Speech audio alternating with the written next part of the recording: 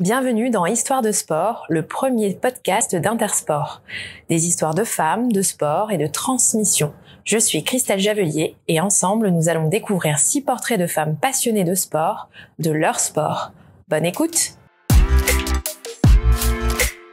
Leslie a su conjuguer son métier avec sa passion pour le ski. J'ai recueilli son histoire.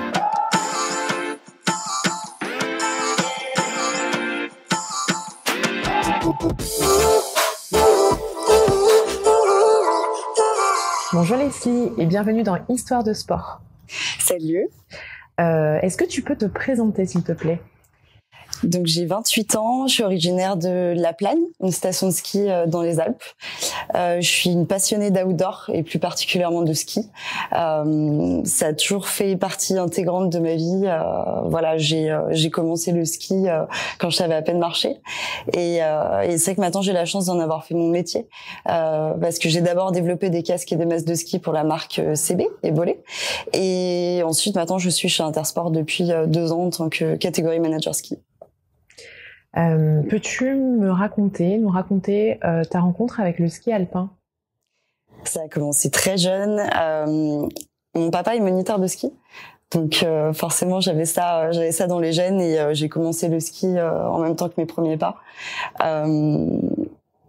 Voilà, ça a toujours fait partie intégrante de ma famille et je suis rentrée très rapidement au club des sports où j'ai commencé la compétition pendant 10 ans avant de passer le monitorat de ski alpin.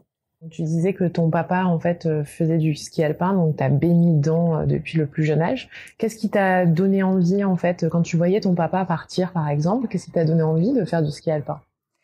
C'est vrai que c'est aussi l'admiration de mon papa, je dirais, mais au-delà de ça, c'est quand même un terrain de jeu incroyable et le voir aller si vite avec cette sensation de glisse qui m'a vraiment donné envie. Ouais. Et c'est à quel âge que tu as chaussé tes premiers skis ? Je dirais 1 an et demi, 2 ans. 1 an et demi, 2 ans, ouais. Donc c'est vraiment très tôt. Comme tu dis, t'as baigné dedans. Qu'est-ce que le ski alpin t'a apporté à l'époque et qu'est-ce qu'il t'apporte maintenant dans ta vie de tous les jours ? C'est vrai que c'est un petit peu différent.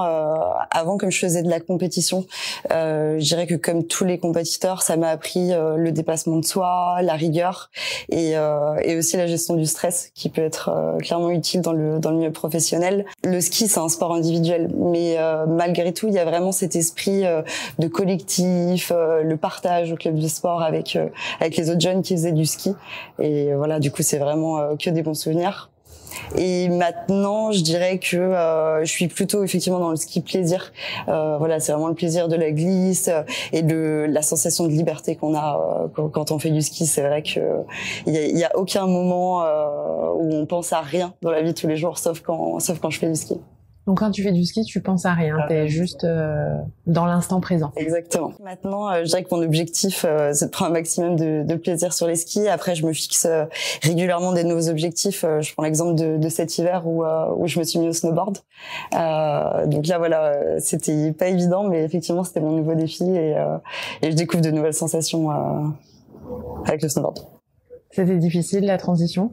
C'était difficile parce que c'est effectivement pas du tout la même pratique, c'est pas les mêmes attitudes et le fait de recommencer à zéro dans un sport de glisse, c'était aussi pas évident. C'est vrai qu'on a l'habitude de maîtriser le ski, on est dans ces grands espaces où on prend vraiment du plaisir, on peut faire énormément de chemin dans la journée, se balader et d'un coup c'est vrai qu'on retombe dans ce cheminement de débutant où l'apprentissage effectivement qui est pas évident, ouais. Quel est ton plus beau souvenir en rapport avec le ski ? Si tu devais en choisir un seul. C'est vrai qu'il y en a beaucoup. Ah, tu peux m'en dire plusieurs si tu veux. C'est vrai que mon premier podium quand j'étais petite, ensuite les journées en hors-piste, pareil avec les jeunes du club. Mais je pense que si je devais en choisir qu'un, je prendrais les stages d'entraînement qu'on avait l'habitude de faire du coup plutôt en hors-saison. Où encore une fois le ski c'est un sport individuel, on est souvent face à soi-même, malgré tout on reste quand même assez seul face à ses chronos, face à ses performances et c'est vrai que ces stages d'entraînement où on se retrouvait du coup tous les jeunes du club dans un chalet pendant 2 semaines, ça développait vraiment le sentiment d'appartenance et l'esprit d'équipe. Et c'est vrai que ça me plaisait beaucoup. Le matin, effectivement, on faisait du ski sur les glaciers. Ouais. Et l'après-midi, on en profitait pour faire du sport collectif, etc. Et on en profitait vraiment à fond. On pouvait faire aussi bien du tennis que du basket, du foot. Voilà, nos coachs, ils essayaient vraiment d'apporter de la diversité pour qu'on puisse toucher à tout. Quel est le moment qui a été le plus difficile pour toi à gérer ? Je dirais que ça a été le fait de conjuguer le monitorat de ski avec mes études puis mon boulot. C'est vrai que ça demande énormément d'investissement, énormément de temps, et compte tenu du planning que j'avais à la fois à l'école et ensuite avec ma vie professionnelle, où du coup j'habitais pas forcément près de montagne, c'était un vrai challenge. Je passais beaucoup de temps dans le train pour rentrer chez moi. C'est vrai que oui, je passais beaucoup de temps ensuite sur les skis à m'entraîner, et ensuite sur mes vacances, sur mes congés, je passais les tests pour le monitorat. Voilà, c'était un entraînement qui était très rigoureux. Est-ce qu'à ce moment-là, tu t'es dit, est-ce que ça vaut vraiment le coup ? Est-ce que j'abandonnerai pas ? Qu'est-ce que tu pensais à l'époque ? Effectivement, j'ai eu beaucoup de doutes avec des moments, avec des petites baisses de morale où effectivement je pensais que j'arriverais jamais à tout conjuguer, mais je trouvais toujours la force quand même d'aller de l'avant et de continuer.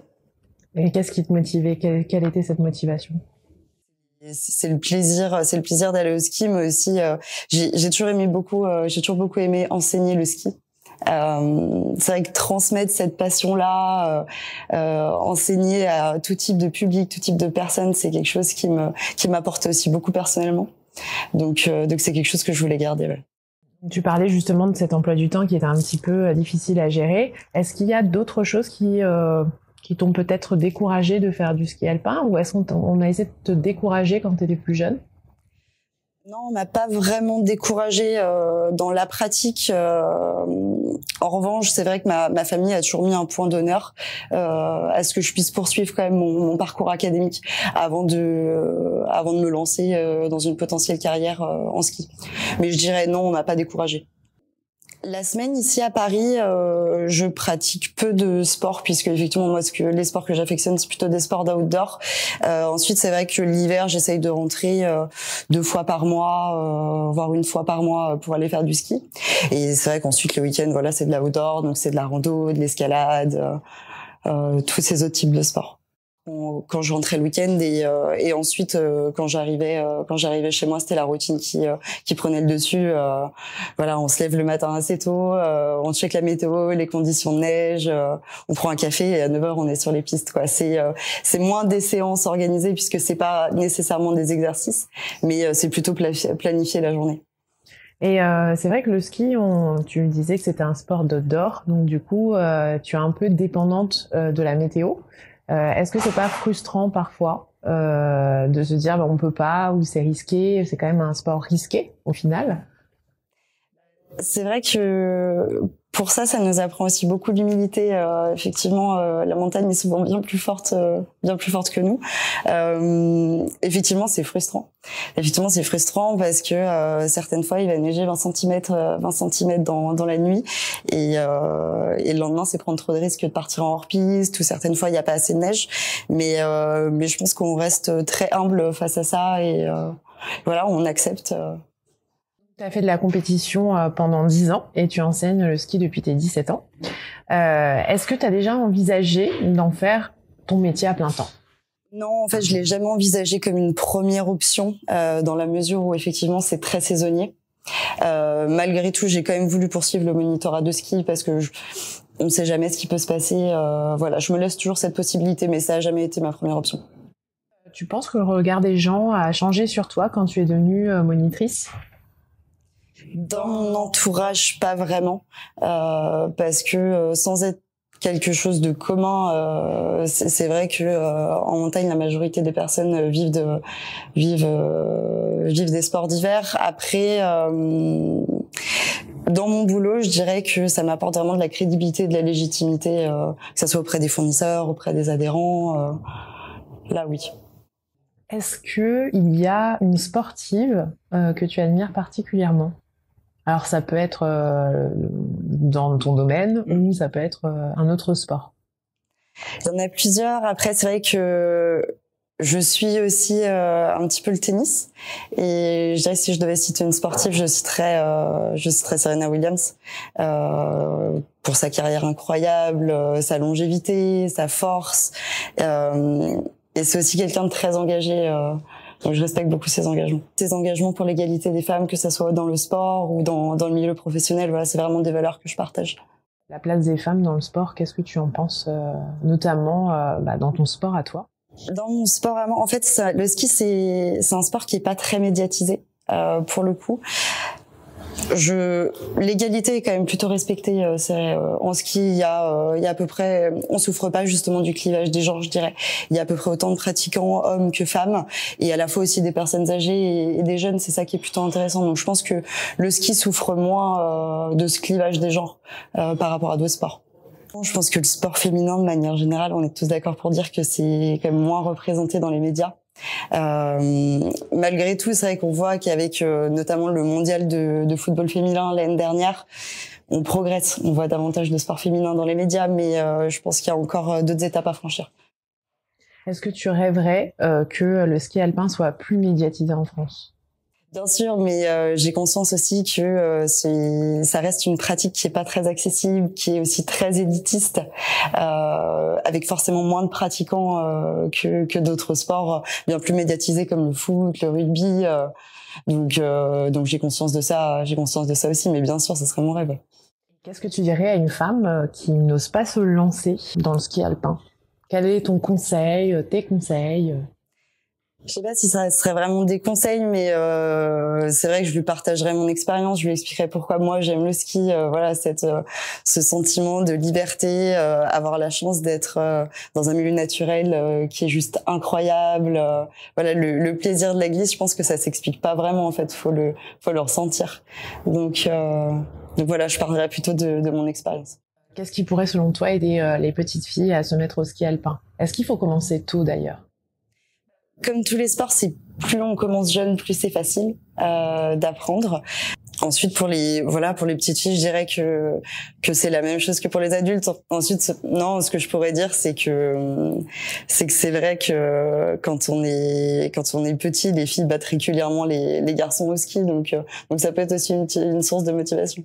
Tu es monitrice, donc toi, comment tu prends en charge justement des personnes qui font leur première fois, le premier cours de ski alpin ?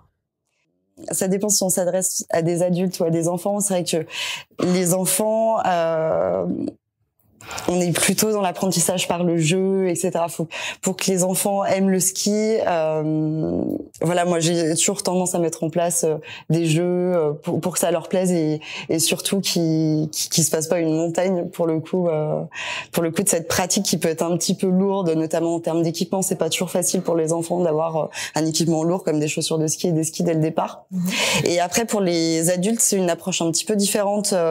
On est plutôt dans le fait de les rassurer pour le coup, parce qu'il y a souvent beaucoup d'appréhension qui est liée au ski.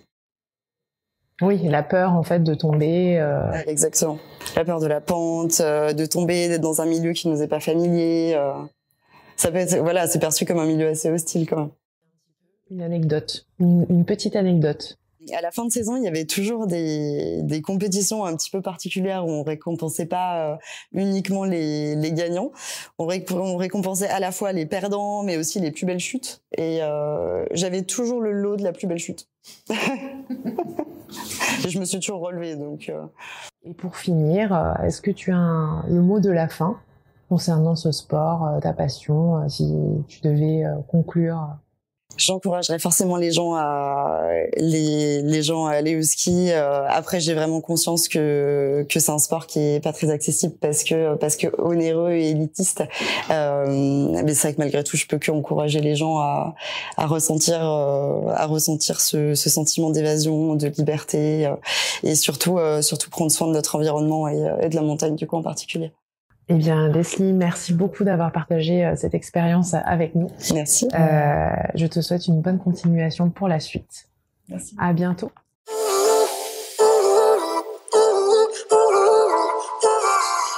Merci à mon invité pour cette conversation personnelle et passionnante autour de son histoire et de son sport. Quant à vous, je vous dis merci de votre écoute et vous donne rendez-vous très bientôt pour un nouveau portrait de femme inspirante dans Histoire de sport.